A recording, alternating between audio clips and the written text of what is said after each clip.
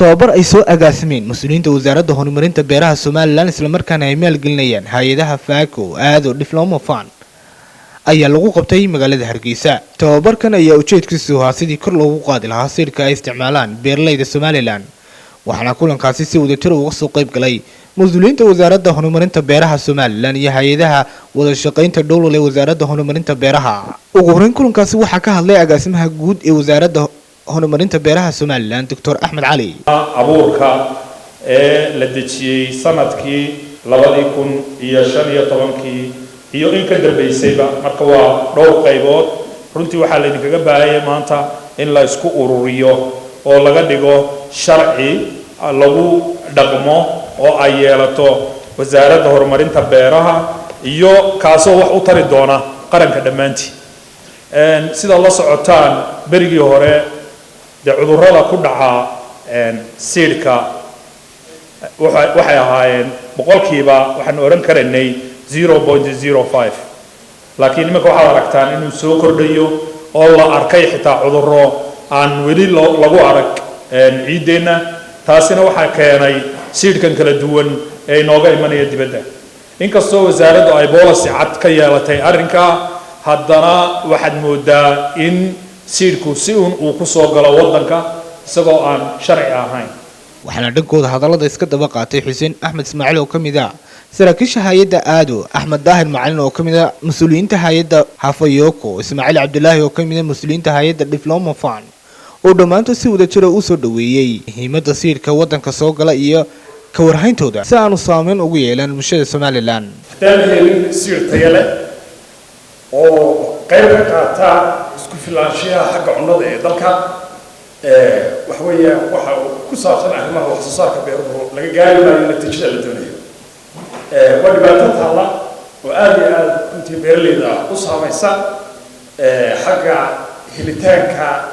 seed tayo leh in badan baan ka shaqeynay arrimaha waxaana loo baahan yahay runtii siyaasadda maanta halkan lagu diyaarin doono in uu noqdo أساس أما بيس ويلا مستقبل كدولة كفوبا إن أي وزارة ويلا توحي كهتو أرمها لحين حقا وحساسار كبيرة دولة كذا دير بليه وحاول كي يلاقينا نحن تعاني لاقوني تردا ضلك بعمشتو ضلك السيف سوق اللي عندها يجين وحاول كي يلاقينا هيلو أمها ضيوف شغالة وحساسار كبيروه إنه قولوا أما عند كستوى ماشي عندهم طيب وحكايته سادرات الحلو بعيا هاي أهرمهم بذيسان ووزارة الحكومة هكتو لما أرمود أوكلا هاي عفيوكو وحكي شقيسا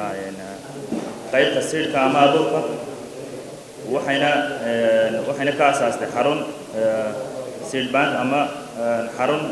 تكيد كشينيدا tuulada lagu magacaabo galoley waxayna ka shaqeynaysaa muddo 6 bilood sidii hore loo sheegay 6 sanadood sidii hore loo sheegay xaruntaasi markii hore ayaan asaasaynay waxa la sameeyay cilmi baaris ama research waxaana la ogaaday xarun seedkeeni ama abuurkeeni xero dhalanka ahaa ee ay hidiyo dhaqanka u lahayn inuu waxna dabarbayaan waxna ay ku dhow yihiin inay meesha ka baxaan sidaa daraadeed waa la isxilsaaray xarun ayaa laga asaasay galoley community seed bank la yiraahdo waxa kamid ah national seed bankska aynu leenahay oo runtii iyaguna qayb kamid ah ano magacayda ku hadlay Development Fund of Norway waxyaabaha muhiimka anna qodayada aan wax ka geysanay waxa kamid ah community seed bankska oo runtii ay initiate gareeyeen aado iyo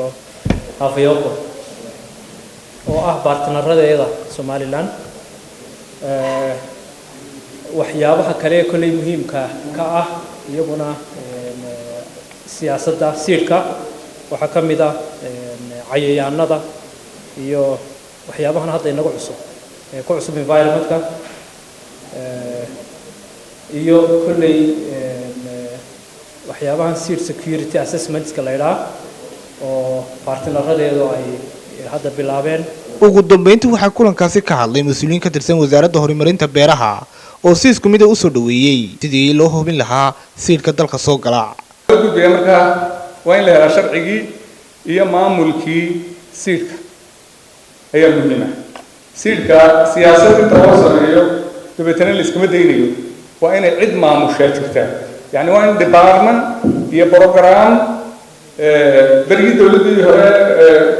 meesha ka baxday ay jirtay, waxaa jiray program loo jiray programka abuurbadinta ayaa jiray. yani gebi ahaanba waxaa program goonidiisa u taagan oo lagu kobciyo shinnida. marka ama program u dhig ama section u dhig ama department ka dhig waxaad wada ka dhig ama institute ka dhig, laakiin waa inuu siidhka